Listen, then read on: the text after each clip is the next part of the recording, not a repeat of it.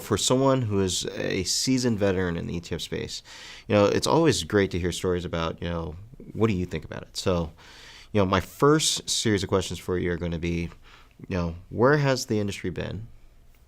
Where is it going? And then what do you see as still the challenges or issues to be solved? So the best way to describe that is when you think of ETFs, you can look at them as an evolution as well. Right. They started out with basic indexes, largest 500, largest 1,000, covering emerging markets. They originally were designed to just offer you exposure to something. That started to change. In 2006, you had the first active ETF, the first smart beta ETF, or intelligent beta, as we like to call it. And as that's grown, that's been the next evolution. So indexes that were designed for outcomes or to do something different. Right. And then the next evolution has been a little longer along the way, has been active as well, but active transparent. As ETFs are growing, you're going to see that active transparent and potentially, although I think it's far off, active non-transparent be the next evolution.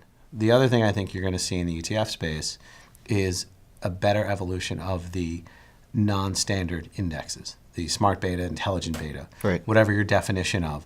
You're going to see more of those strategies come out as well, particularly in the fixed income space, which is very underserved in the market today. I think those are all very interesting points. Now, just dive a little bit deeper on that, though. Why does that matter for an end client? I mean, we, here at CLS, we are a prominent ETF strategist out there. We are always building and managing risk budgeted portfolios for our clients. They're very globally diversified. But, why do you think, some of these things in terms of changes coming down the pipeline are going to matter to the end investor? So, excuse me, what they're going to matter for is they can offer better outcomes, right? Mm-hmm. So if you're trying to gain exposure to X, whether that be a large cap market, small cap market, a fixed income market, what are the consequences of that exposure?